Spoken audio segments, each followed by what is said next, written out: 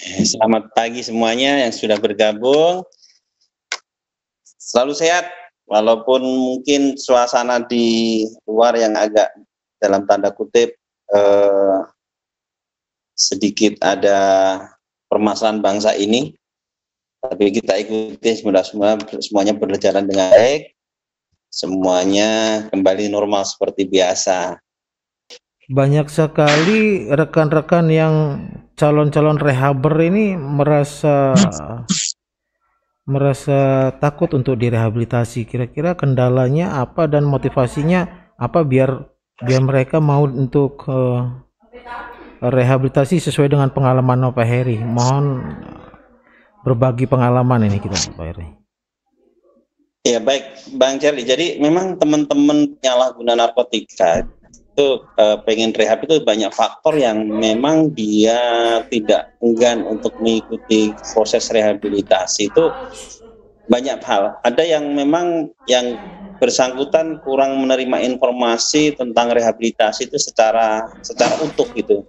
Dipikir bahwa rehabilitasi itu nantinya di penjara, kemudian dilakukan seperti yang masyarakat awam pikir semua nanti tidak boleh keluar dan sebagainya, kemudian seperti Gisel dan sebagainya, itu yang rawat inap. Kemudian atau di dalam orang yang mengikuti proses rehabilitasi nantinya mau dikriminalisasi, karena pada intinya di dalam Undang-Undang 35 pun memang di pasal 127 barang siapa mengkonsumsi narkotika untuk dirinya sendiri memang ada ancaman pidana ya minimal 2 tahun, tetapi kan itu yang terjadi gitu loh. Jadi ini kendalanya seperti itu.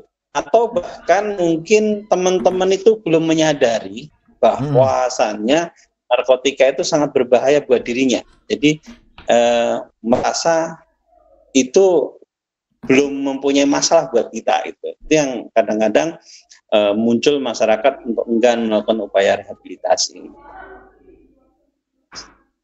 Selain itu kendala yang lain kira-kira apa Pak Her yang sering Pak Heri temui?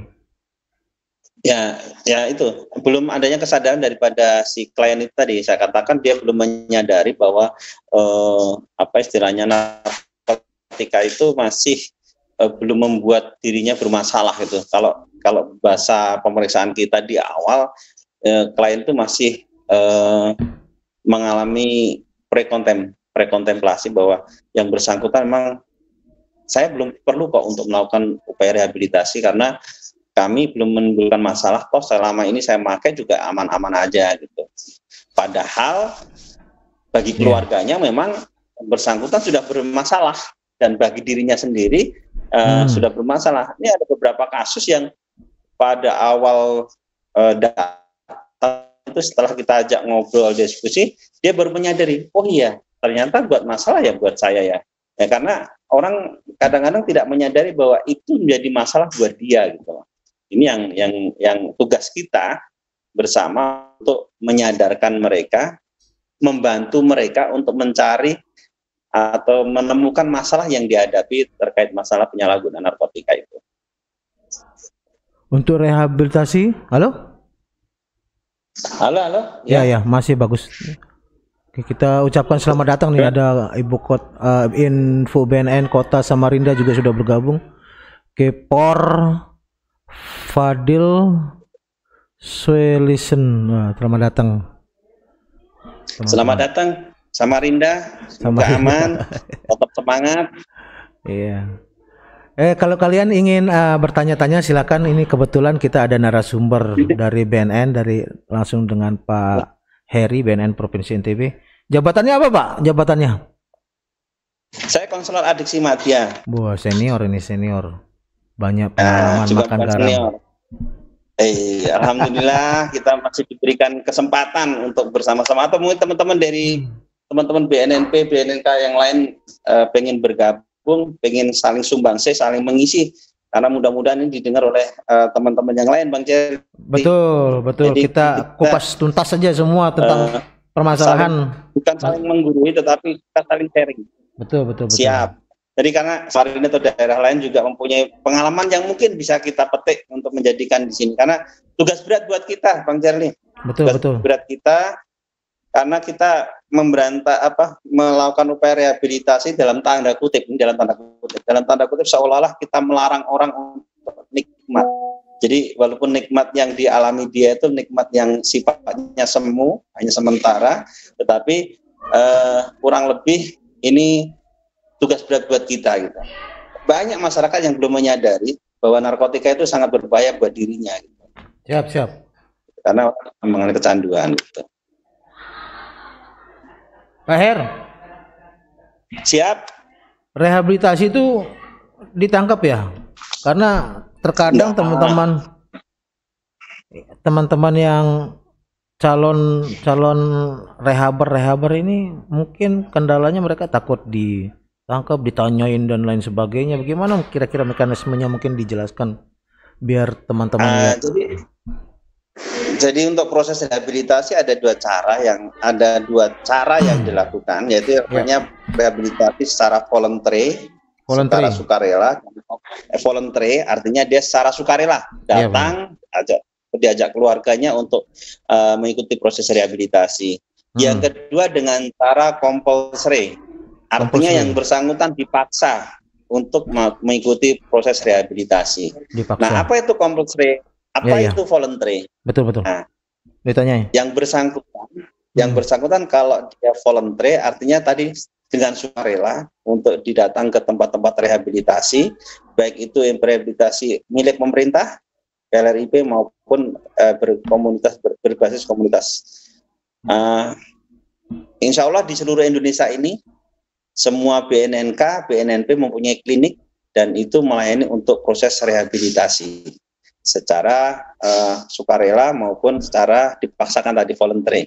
Nah, selama proses rehabilitasi secara voluntary itu yang bersangkutan nantinya seperti tadi disampaikan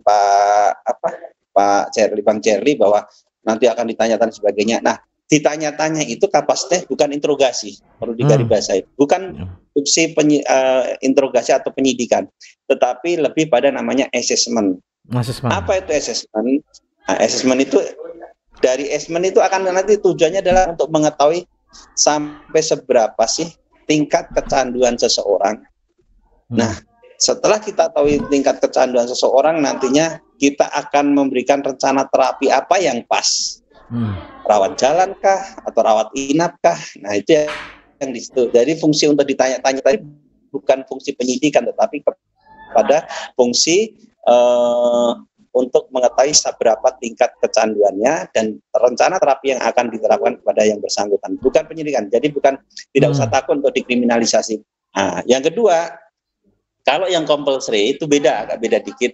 Kalau compulsory artinya seseorang itu rehabilitasi itu dipaksa, dalam tanda kutip yang bersangkutan itu ditangkap oleh aparat penegak hukum APH, itu baik mungkin BNN sendiri maupun dari Polres atau Polda dan sebagainya.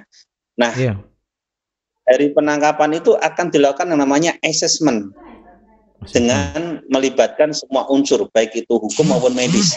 Istilahnya adalah TAT, tim asesmen terpadu. Nah, di dalam tim asesmen terpadu itu ada asesmen medis dan asesmen hukum. Asesmen medis itu berasal dari bisa dari rumah sakit atau dari klinik-klinik BNN, dokter yang sudah profesional. Yang kemudian kalau secara hukum itu dari APH, baik itu dari penyidik Polri maupun dari kejaksaan maupun dari penyidik BNN itu sendiri. Nah, disitulah di proses TAT itu akan ambil suatu rekomendasi apakah yang atau memang dia seorang bandar. Pada intinya semua pengedar bandar itu yang harus kita tangkap, yang harus kita masukkan di dalam penjara. Tetapi bagi orang hanya sebagai pengguna itu adalah korban. Proses rehabilitasi itulah yang sebaiknya dilakukan. Nah, oleh karena itu dengan diadanya TAT tadi, kalau yang bersangkutan memang hanya sebagai pengguna, sebagai korban, maka tim TAT memberikan rekomendasi untuk melakukan upaya rehabilitasi.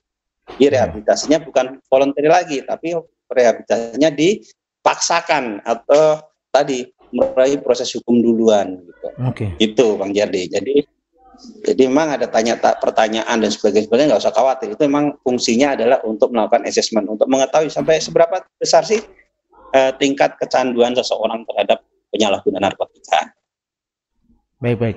Jadi keputusannya itu tetap mengikuti proses sidang gitu ya, kalau yang asesmen hukum tetap mengikuti sidang compulsory. Ada beberapa kebijakan, ya ada beberapa kebijakan.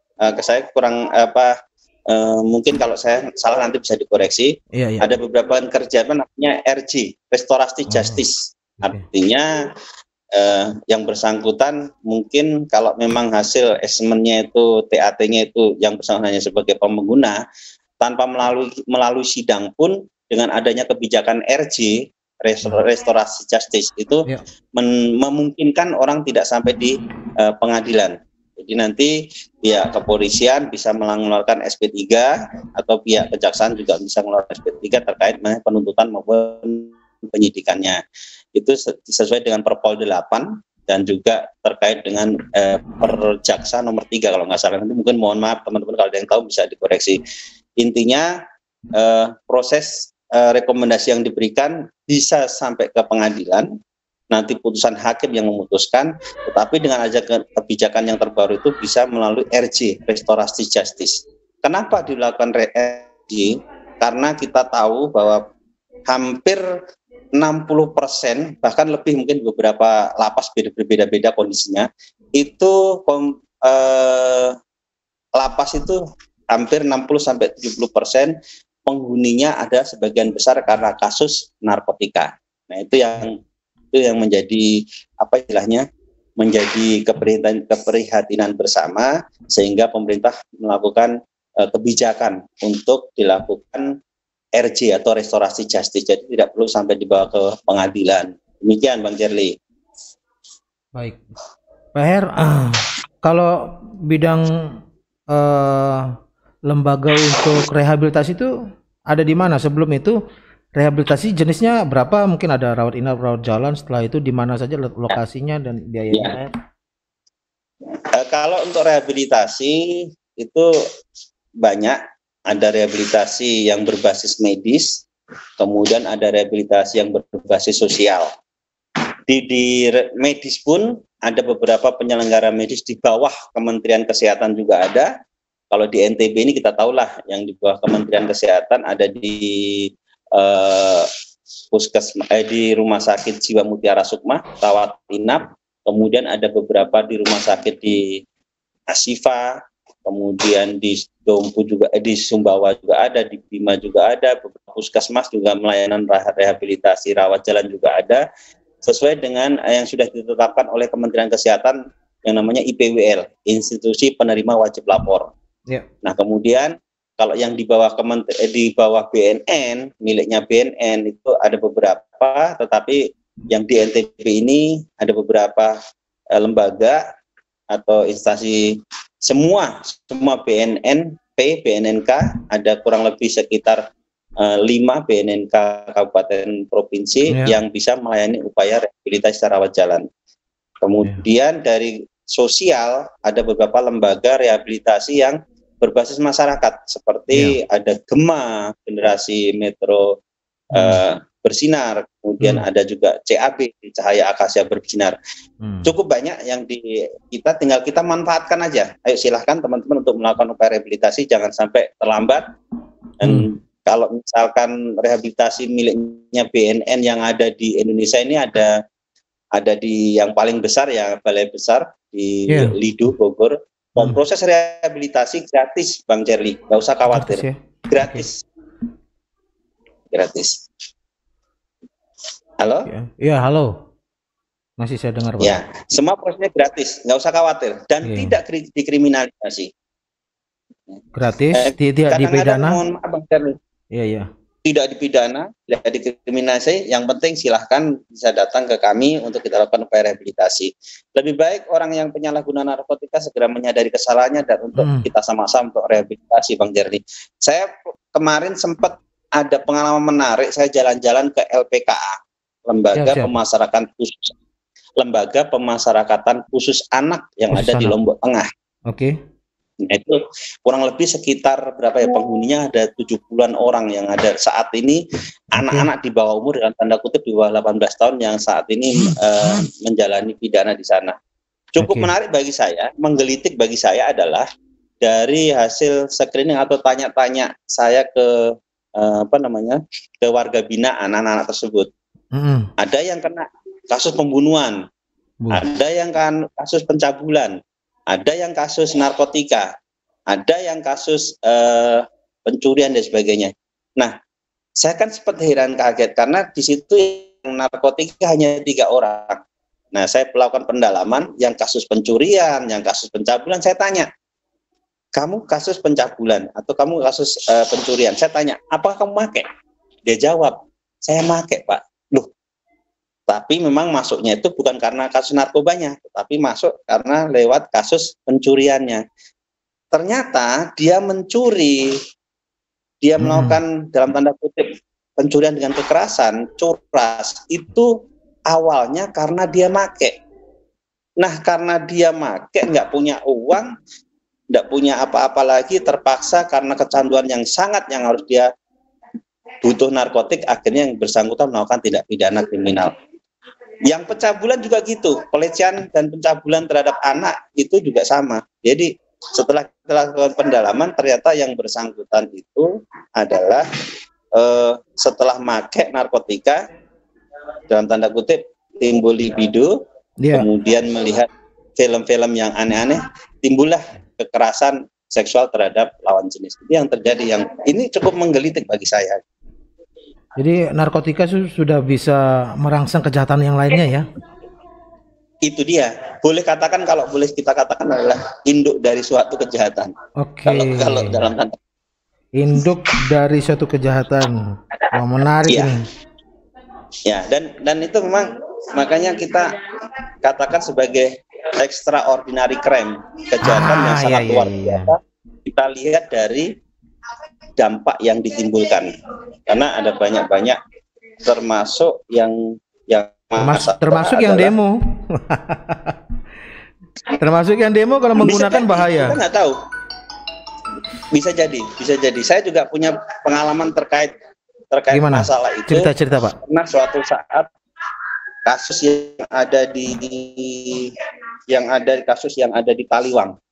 Iya. Kan sering kita tahu lah, kita di Mataram dari salah satu 2 kampung yang sering bentrok dan sebagainya. Pada waktu kejadian, ternyata dari pihak Polres dia menangkap seseorang, kemudian dibawa ke kami untuk melakukan tes urin dan hasilnya positif. Ini yang menjadi menjadi masalah buat kita. Kok bisa sampai segitunya gitu loh. Ternyata usut punya usut, salah satu untuk seseorang dia berjaga lingkungannya dan sebagainya, dia pakai itu barang. Dan itu menimbulkan seseorang untuk berani. Belum lagi kalau kita berbicara masalah judi online. Iya. 80% klien yang di sini. Judi online, ya. Judol. Oke. 85% klien yang datang ke kami pada waktu kita lakukan assessment apakah kamu melakukan judi online, rata-rata 85%, 85 kurang 84,56% itu yang bersangkutan melakukan judi online. Jadi seolah menjadi pasangan gitu. Begitu dia pakai pasangan. Begitu dia pakai, niat untuk melakukan judi itu tinggi. Itu yang terjadi. Nah, belum lagi kita berbicara masalah dampak secara tidak langsungnya, Bang Jerly.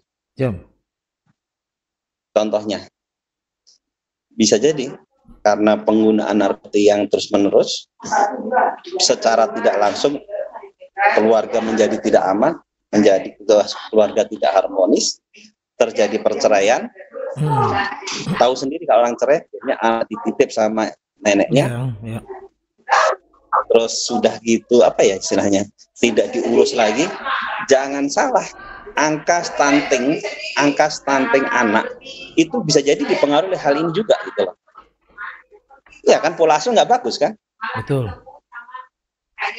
Dan kalau sudah pola asuh yang tidak bagus, ya ujung-ujungnya ya jangan salahkan kalau timbul tingginya angka stunting di masyarakat gitu loh. Jadi pada intinya tadi kita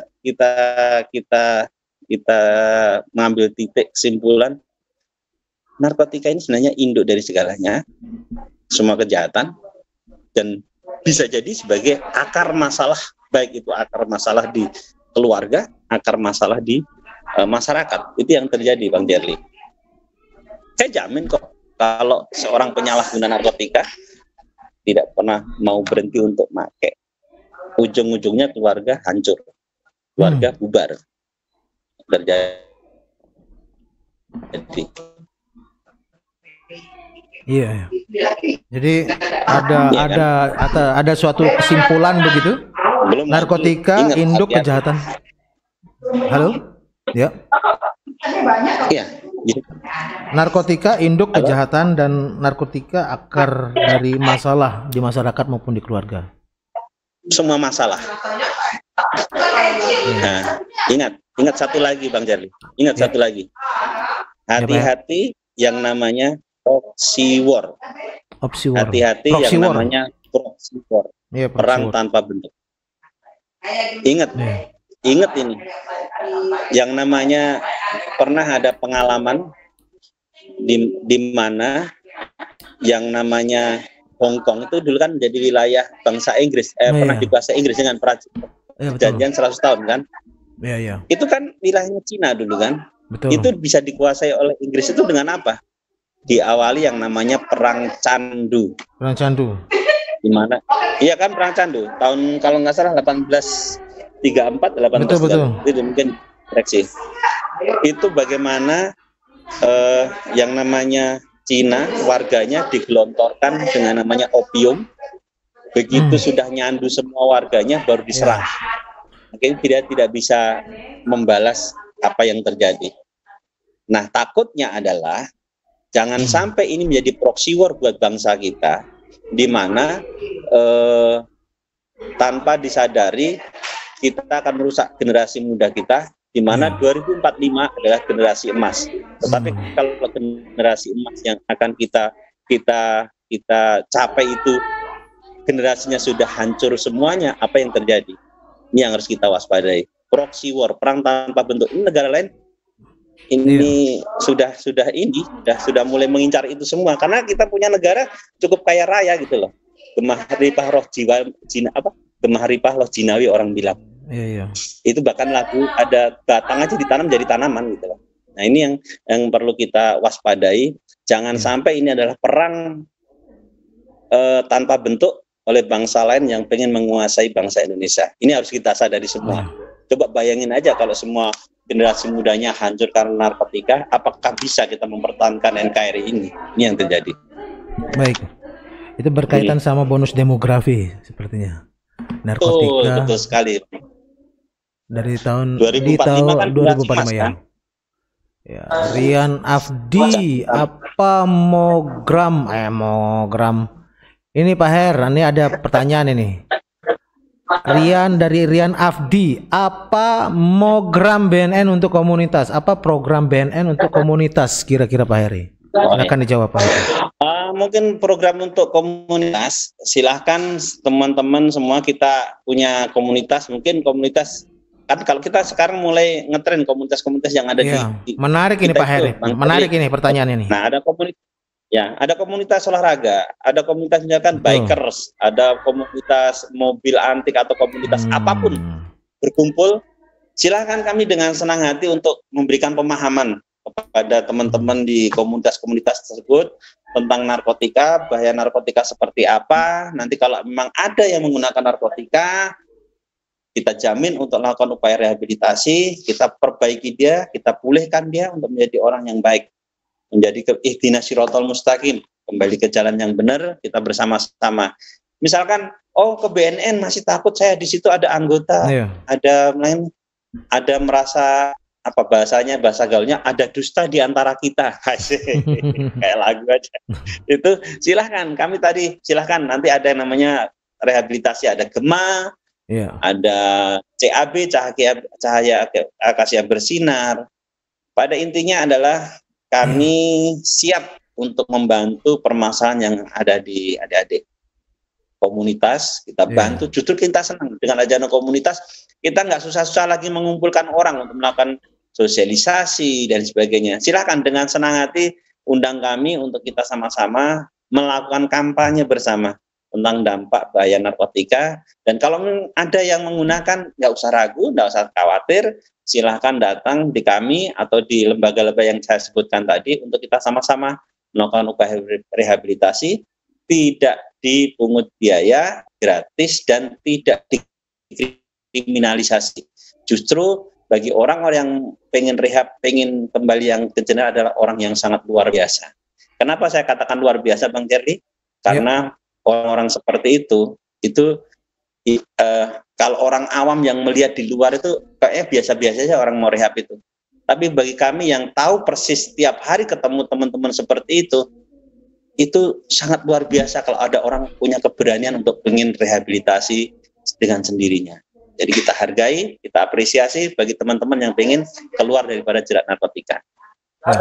Pak Heri, ini sepertinya Bro Rian ini pertanyaannya agak kurang di atas. Jadi dia bertanya, Rian Abdi, izin bertanya, perkenalkan saya Rian dari Mataram. Apakah saat ini BNN Provinsi punya program khusus untuk komunitas ragam gender dan seksualitas atau kelompok queer saat ini? Nah itu satu. Yang kedua Pak Heri bertanya, kebanyakan teman-teman komunitas juga takut ketika mendengar pemeriksaan BNN.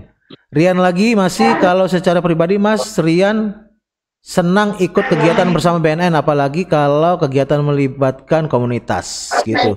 Selamat datang buat Dong Rusli dan juga Abi Meprili. Silakan ditambahin Pak Heri. Oke, baik. Siap. Jadi emang kalau jadi memang sih ada beberapa komunitas yang mungkin saya tangkap dari Bang Rian tadi terkait masalah program yang turun-turun ke masyarakat yang dari kami itu yang namanya SIR, Screening Intervensi Lapangan. Memang mohon maaf kadang-kadang di masyarakat teman-teman komunitas yang disebutkan tadi yang memang komunitas yang berisiko itu resiko untuk penggunaan narkotika juga tinggi gitu loh. Jadi untuk kita turun itu nggak usah khawatir. Kita datang bukan niat kami untuk melakukan upaya hukum, tapi lebih bagaimana upaya untuk melakukan upaya rehabilitasi. Kita melakukan screening, bukan penindakan, bukan razia. Jadi nggak usah khawatir kalau toh BNN turun sama-sama dengan teman-teman komunitas, itu lebih sifatnya adalah screening intervensi lapangan. Terutama komunitas-komunitas yang kita tahulah di sini beberapa yang memang berisiko dalam tanda kutip kita dari sudut pandang pengalaman dan kenyataan di lapangan memang termasuk kelompok berisiko. Hasil screening yang kita lakukan memang ada beberapa yang memang yang bersangkutan menggunakan narkotika gitu loh. Nah, tapi pada prinsipnya bukan untuk ke arah pidana atau ke arah istilahnya untuk ditangkap atau apa, tapi sekali lagi ini fungsinya adalah lebih kepada pendekatan untuk dilakukan upaya pemulihan atau kalau memang dia yang pemakai dilakukan upaya untuk rehabilitasi. Pendekatannya lebih ke arah itu aja. Jadi nggak usah khawatir kalau misalkan kita turun sama-sama dengan masyarakat dan sebagainya, turun di masyarakat itu kita melakukan razia dan sebagainya nanti ditangkap pidana, enggak, itu lebih arahnya adalah bagaimana kita melakukan screening, deteksi dini terhadap penyalahgunaan narkotika yang ada di komunitas. Mungkin lebih ke arah itu, Bang Jerry. Oke, itu dia tadi Bro Rian. Mungkin ada yang lain lagi. Selamat datang buat Hafiz yang sudah bergabung, Johan, Doang, Rusli. Ayo ditanya-tanya, silakan. Di sini ada Pak Heri dari bidang rehabilitasi BNN Provinsi NTB yang siap menjawab pertanyaan kalian semua berkaitan dengan rehabilitasi khususnya. Terkait sama rehabilitasi tadi Pak Heri,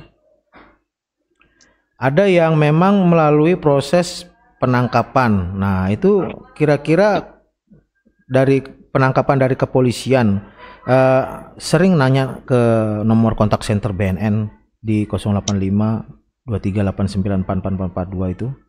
Bagaimana mengajukan asesmen gitu, THT, bagaimana? Nah, saya menyampaikan bahwa itu diajukan melalui penyidik. Kira-kira untuk jawaban sempurnanya silakan dilengkapi Pak Her. Baik. Jadi pada prinsipnya untuk asesmen TAT itu biasanya kewenangan dari pihak penyidik. Nah, biasanya kan kalau di persangkaan tersangka begitu ditangkap melakukan tes urin positif. Tapi di satu sisi mungkin punya BB, barang buktinya mungkin di bawah SEMA atau di bawah 1 gram. Nah, kemudian tidak ada indikasi untuk adanya. Nah, inilah fungsinya nanti dilakukan TAT, tim asesmen terpadu. Jadi nanti pihak penyidik nanti bisa mengajukan tim berarti pihak keluarga yang mengajukan ke yang mengajukan adalah nanti prosedurnya itu lewat penyidik, lewat institusi yang berwenang. Jadi lewat Polres, kalau yang nangkep Polres, kemudian kalau yang nangkep BNN ya BNNP.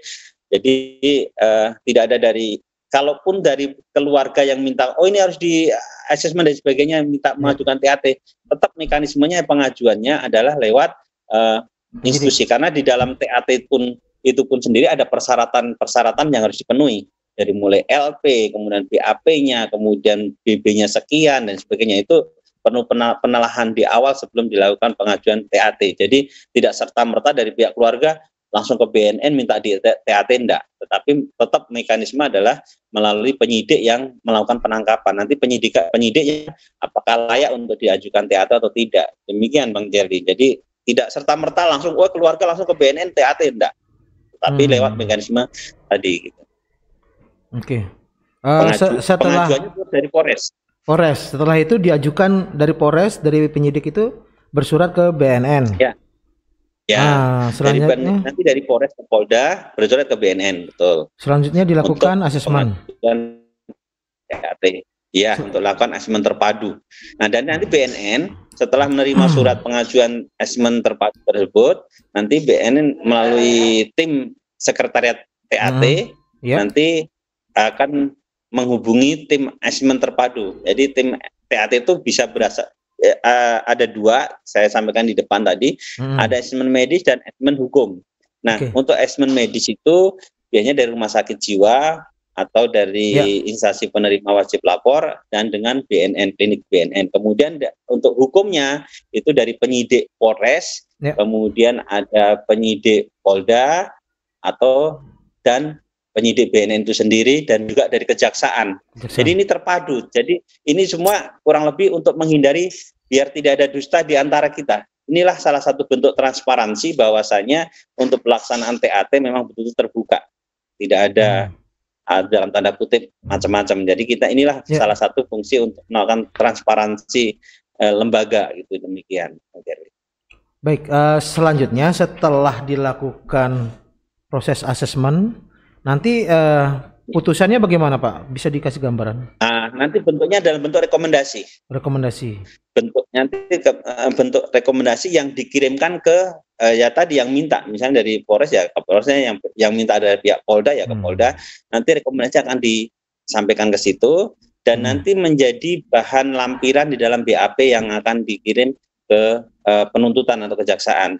Tetapi itu tadi saya nanti dulu itu memang yang memutuskan apakah yang bersangkutan itu layak untuk rehabilitasi atau dia masuk penjara itu adalah putusan hakim. Namun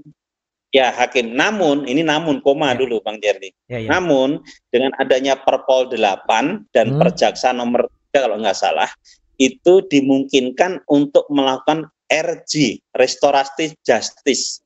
Artinya yang bersangkutan cukup nanti dari pihak penyidik, kalau di tingkat penyidikan atau di kejaksaan, kalau di tingkat penuntutan bisa melakukan restoratif justice dengan melakukan yang bersangkutan cukup melakukan upaya rehabilitasi.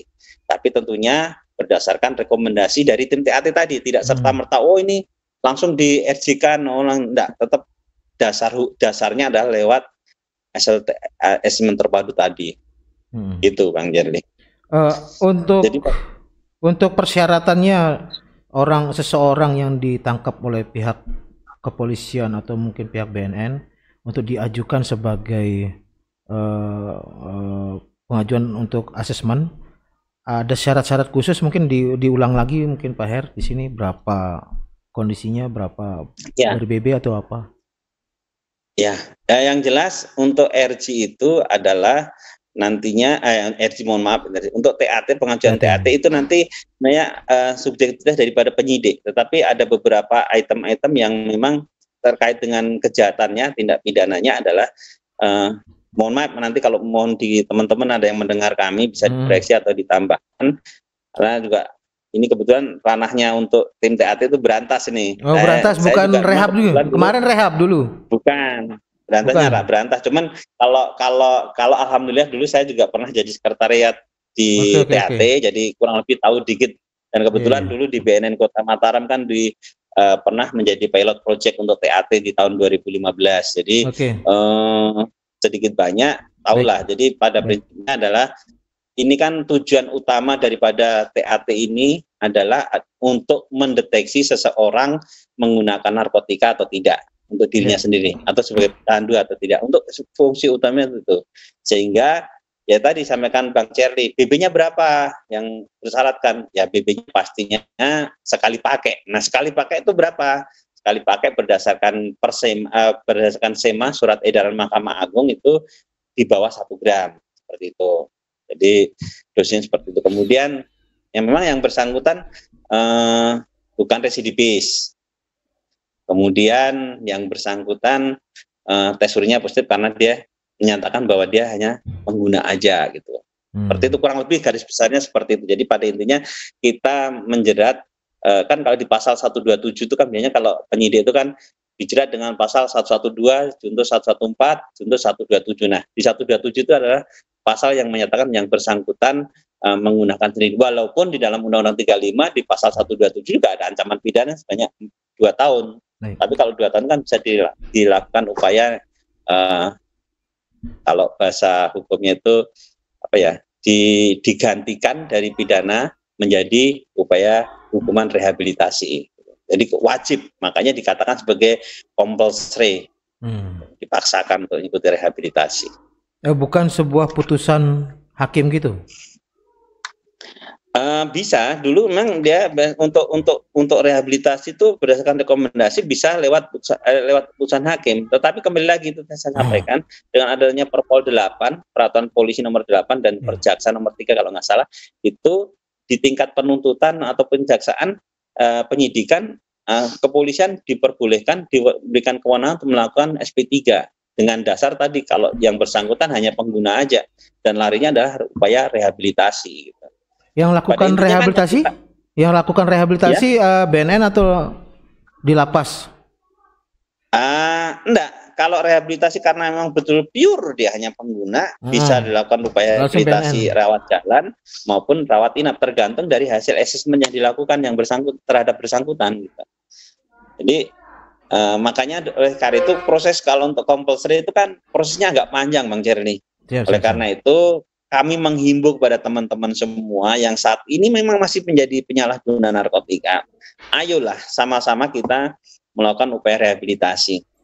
Saya yakin kok di dalam hati kecil yang terdalam teman-teman penyalahguna, teman-teman pecandu itu ada perasaan pengen berubah gitu.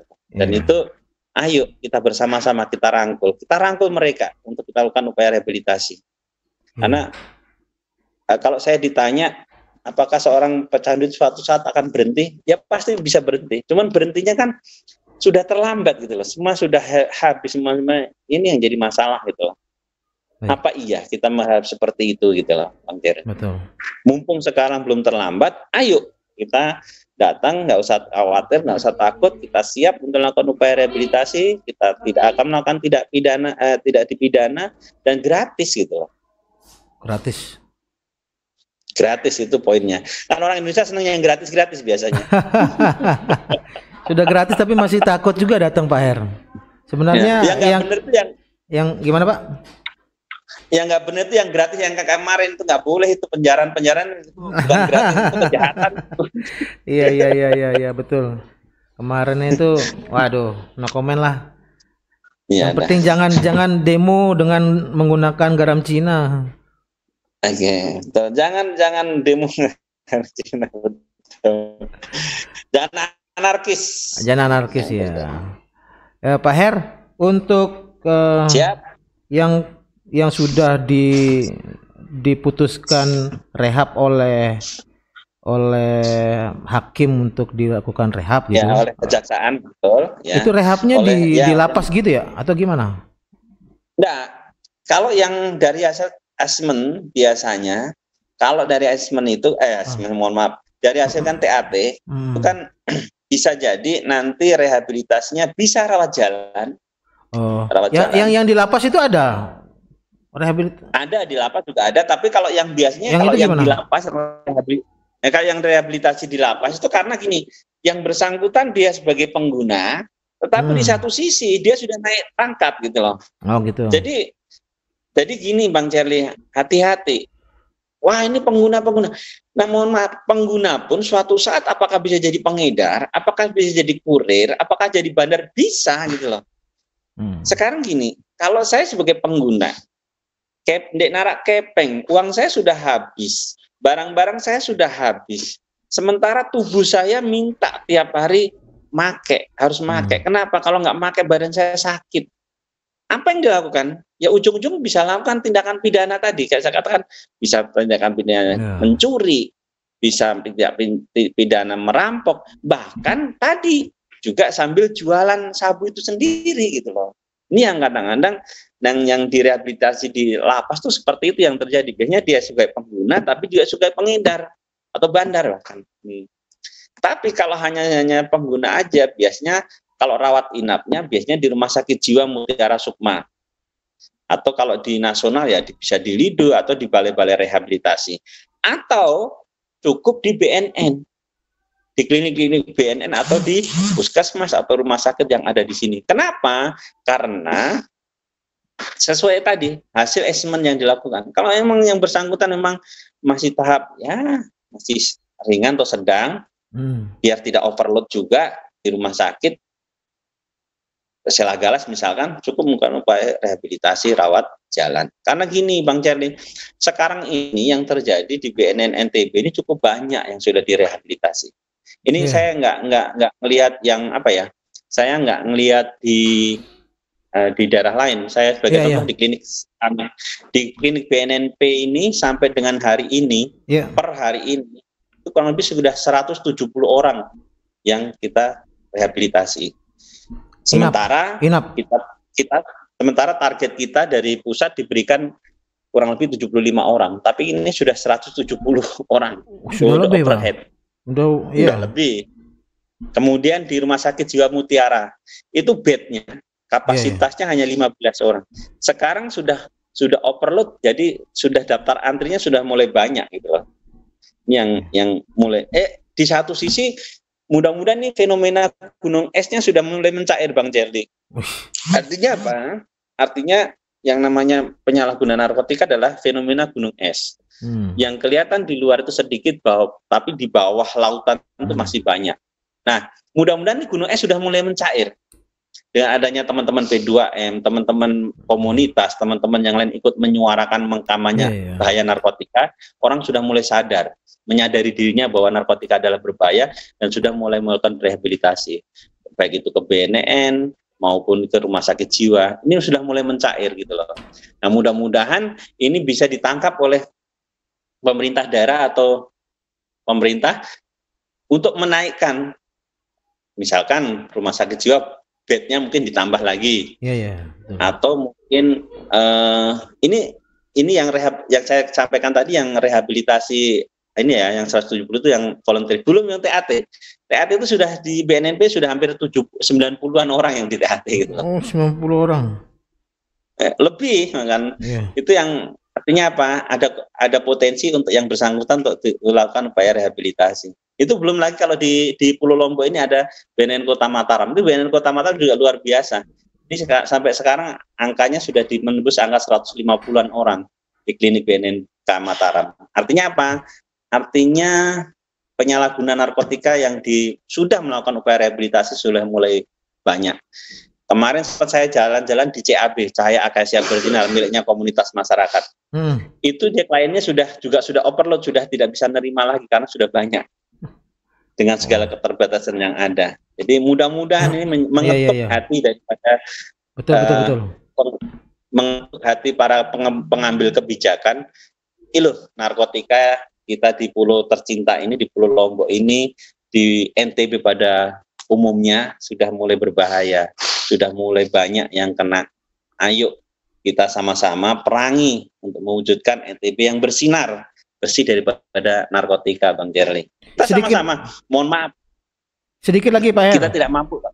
Oh siap, nggih. Untuk di Lido kapasitasnya kira-kira masih ada celah, ada peluang untuk rehab atau gimana? Ini pengalaman saya aja. Pengalaman saya, Bang. Jadi kemarin ada pasien yang membutuhkan untuk rawat inap di Lido. Mohon maaf, sekarang sudah overload kayaknya. Karena kemarin waiting list sudah hampir 2 mingguan, 3 mingguan dia belum kepanggil. Jadi ngantri juga di sana. Oh, berarti bisa kita katakan bahwa P2M sudah maksimal juga untuk melakukan pendekatan terhadap penyalahgunaan. Mudah-mudahan. Ya, jadi mudah-mudahan saya sih berharap di salah satu di pulau setiap provinsi saya sih berharap ada tempat rehabilitasi rawat inap dan contohnya yang ada di rumah sakit. Itu saya berharap itu di rumah sakit jiwa itu nanti bornya ditambahkan. Artinya apa, kapasitas untuk rehabilitasi ditambahkan dengan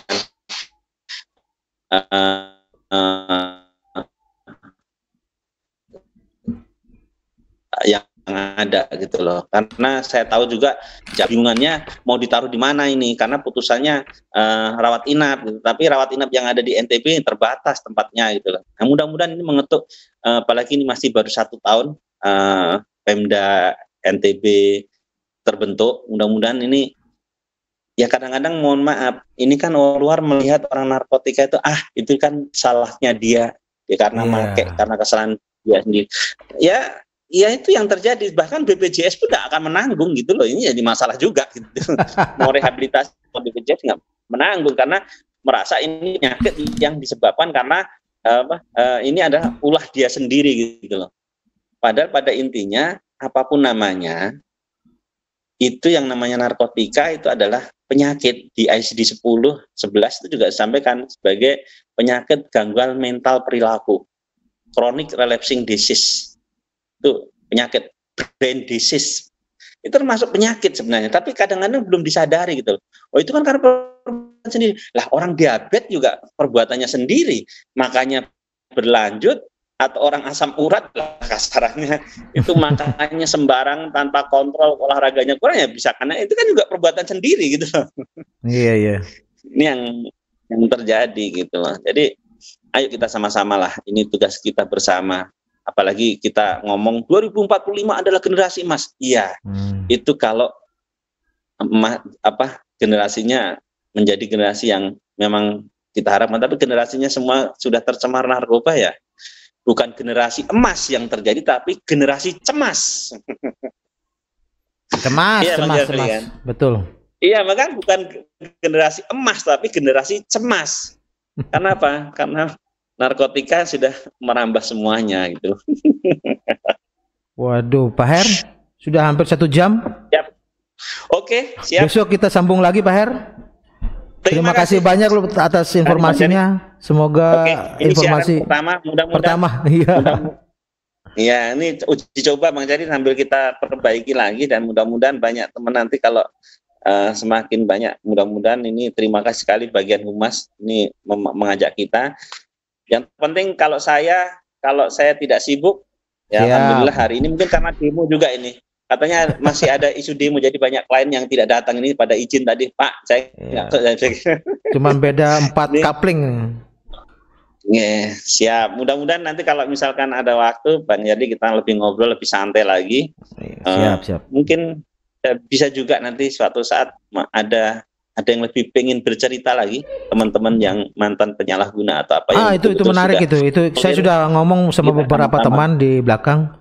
Mereka bersedia, nanti kita lihat nanti. Kita sama-sama sharing, tapi dalam kutip bukan sharing dalam itu enak dong jadi pecandu itu nanti jadi narasumber. Enggak. Justru kita pengen sharing dari sisi gelapnya dia, bagaimana tidak semua orang yang ada itu kalau boleh ditarik kembali ke belakang, nggak ada yang pengen menjadi pecandu. Semua pengen jadi clear. Itu karena ceritanya yang mengakibatkan dia seperti itu. Mungkin demikian Bang Charlie dari terima kasih banyak Pak Heri. Oke, terima kasih. Saya sekali lagi saya ucapkan terima kasih Bang Charlie atas ajakannya. Semoga kita kawal rakyat kita, masyarakat kita wujudkan Nusa Tenggara Barat yang bersinar, bersih dari narkoba. Kalau NTB sudah bersinar, insya Allah Indonesia juga bersinar. Gitu. Demikian Bang Charlie. Makasih Pak Heri. Sekali lagi. Terima kasih banyak Pak Heri atas waktunya.